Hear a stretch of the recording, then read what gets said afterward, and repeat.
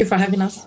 Morning. All right, I want to start with that shocking footage that we saw yesterday where we've seen the incident on Europe's biggest nuclear power station in Ukraine. I was watching CNN reporting that the Russian government claims that a Ukrainian provocation triggered a firefight around the plant and claim Ukrainian forces deliberately set fire. Ukraine blames Russian troops. Now, when you see reports like that, Professor, your mind immediately goes to what happened in Chernobyl, isn't it? From your assessment, at this stage, where are we in this conflict? Yeah, of course, it's very concerning if you see fighting breaking out around a nuclear plant, for example. I mean, we know from terrible accidents in the past that this can really create a lot of chaos and destruction. So the nuclear poisoning, for example. Yeah, with the war, I mean, when wars break out or are started, then it's extremely difficult to make predictions. And I think what we see is that Russia was trying to overrun Ukraine very quickly within a few days and then declare victory. This has not happened, and will maybe more likely to see a protracted situation that looks much more like the Chechen war some time ago, or the Syrian environment. So that we have many casualties among civilians, and this can still drag on for some time. But it's also very clear that Russia is the strongest military power in that war, and the Ukrainians are on the defense here. Dr. Etang, Russian Foreign Minister Sergei Lavrov reportedly said on Wednesday that if a third world war were to take place, it would involve nuclear weapons and be destructive. This is according to the RIA news agency. And I was reading Reuters adds further that Lavrov has said that Russia would launch what it calls a special military operation against Ukraine, which, I mean, last week, that's what they call it. It would face a real danger if Kiev acquired nuclear weapons. Now, when any mention of World War, it sends shivers down many a spine, let alone mentioning nuclear weapons. How should we read these latest utterances?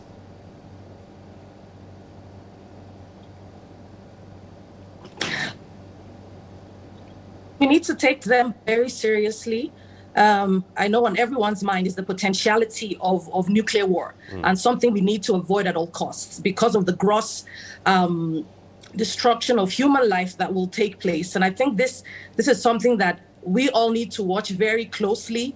And when you have the blame game happening between two different countries about who started the fire and who's trying to attack nuclear sites and so on and so forth, this becomes very worrying because now information spreads very quickly and people now have perceptions and ideas, and it could escalate further. And so I think this is very worrying.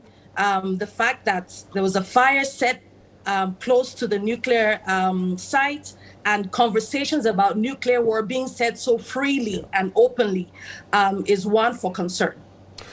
Professor Brosig, our show and Bryce piece reported that 23 African countries voted in favor of the United Nations General Assembly resolution to condemn Russia's military action in Ukraine and demand its unconditional troop withdrawal. And among them, Nigeria, Kenya, Ghana, Egypt, South Africa was among a group of 18 African countries that abstained, joining Mali, Uganda, and Zimbabwe, while Eritrea, the only country from the continent to vote against the adoption of the text. What do you make of this stance and approach by these countries to the current situation? Yeah, you rightly point out that Africa is actually pretty much split here when it comes, to that specific resolution of the General Assembly that was explicitly condemning Russia here.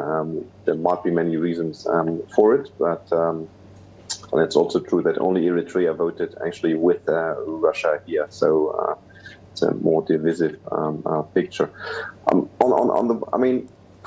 when looking at the conflict, it's very clear that it's a one-sided aggression from Russia to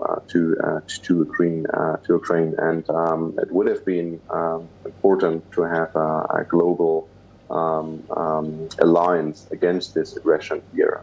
The motivations for abstaining, I think there are 55 African countries. The motivations might be different across these countries. Some are holding peacekeeping operations. And as you know, a peacekeeping operation needs to have a Security Council mandate, and they have to be renewed every year. So with Russia sitting on the Security Council, being a veto power, there was a maybe potential threat of these operations could have been closed here. For other countries, again, the motivations might be different here. For South Africa, I think the argument is still that, okay, African countries often feel unease about Western hypocrisy. So, for instance, the US invading Iraq, and then compare the reaction in 2003 to the reaction we have right now, and they feel that, okay, there's an imbalance here. The problem, however, is that, okay, if you argue that both sides should stop fighting, then, you know, this is problematic, because you have that one-sided aggression in this case here. And also UN-led mediation, although this sounds very good and necessary, I'm afraid will be difficult, because Russia is also a veto power in the Security Council. So it's basically impossible for the Security Council to take action here. So that's the situation we are in. Let me just push further with regards to South Africa being part of the BRICS nations, BRICS group of countries. Does that form part of a country's calculus when approaching a situation like this? BRICS is a loose grouping, I would say. It's not necessarily an alliance, like NATO is an alliance, so there's an organization and so on.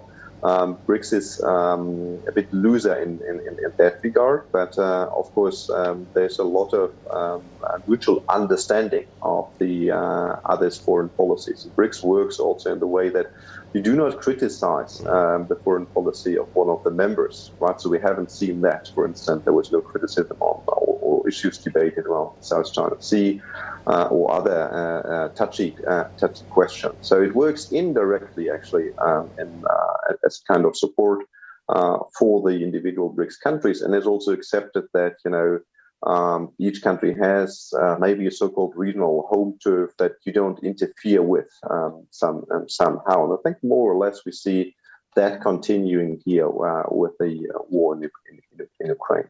So, Dr. Etang, it begs the question, what could be the political endgame from Russia's so-called military campaign, given the current temperature of views from Ukrainians towards Russia?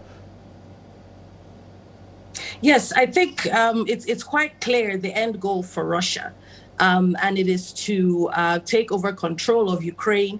And even with the new developments of allowing humanitarian access and so on and so forth, it's not a conversation of, okay, there's a ceasefire and we want to end the conflict or the military action. It's about providing space for humanitarian exits and then going back to the business of the day, which is to continue its military action and keep advancing. And so it's quite clear what Russia is trying to do. And of course, we've heard of the different reasons. It's trying to protect people from Nazi agents and so on and so forth. So it's quite confident in the rationale for why it's moving forward with its actions. And so this is where a lot of engagement at the highest level of political actors needs to happen to perhaps change the approach, change Russia's goals and agenda to look for a quick ceasefire as opposed to continuing to advance in this process. Dr. Etang, I just want to talk to you about Ukraine's President, Volodymyr Zelensky. He has, as some refer to, become a living symbol of seemingly standing firm against overwhelming odds, some would say. So from a comedian, he was an actor, to a hero in many eyes, and yes, of course, comedians can be heroes, but can he personally make a difference in the outcome of this conflict? Yes, he's a key actor, right? He's a key actor. He's the face of Ukraine's resistance to Russia. And so his actions, his words, his responses can shape the direction of this conflict. And I think if we look at the statistics comparing Russia's military air force, its military capacity as compared to Ukraine, there's a huge discrepancy. And so this is, and we see that Russia, for instance, has a large military capacity, about 3 million soldiers estimatedly, while Ukraine has about less than half of that. And so when we compare capacities and capabilities, Russia is way ahead. A space to engage, right? And I think as a political leader, his goal should be how do we avoid protect Ukrainians that wants to ensure peace and stability in the region. And so he plays a critical role, regardless of his past experiences. He's sitting in a very key position. And so those around him, how able are they to guide and support his decision making? Professor, as we wrap up, if Russia can win tactically, politically, can they be successful in Ukraine, given what many commentators have said about there being this massive destruction and bloodshed when the proverbial dust settles?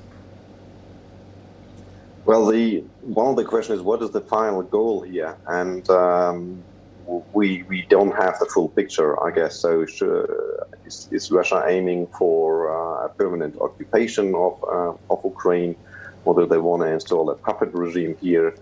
These are all open questions, but I think the resistance that Russia is facing from the population actually is pretty strong. So I wonder on what basis there is actually space for a post-war political settlement. I mean, these are still very, very open questions. Yeah. But I guess we've seen that in many conflicts that it takes actually time and the degree of exhaustion to finally come to a political agreement, or the total defeat of one party. These are not good scenarios whatsoever.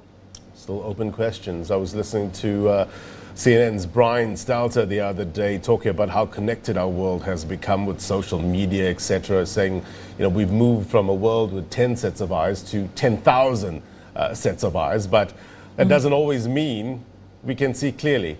It's something to keep in mind when we're dealing with a situation like this. Dr. Dorcas Etang, Senior Lecturer at the University of Kwazulu-Natal, as well as Malte Brosig, Professor of International Relations at Wits University. Definitely the better minds of the program. Thank you very much indeed for your perspective. Thank you. Be well. God bless.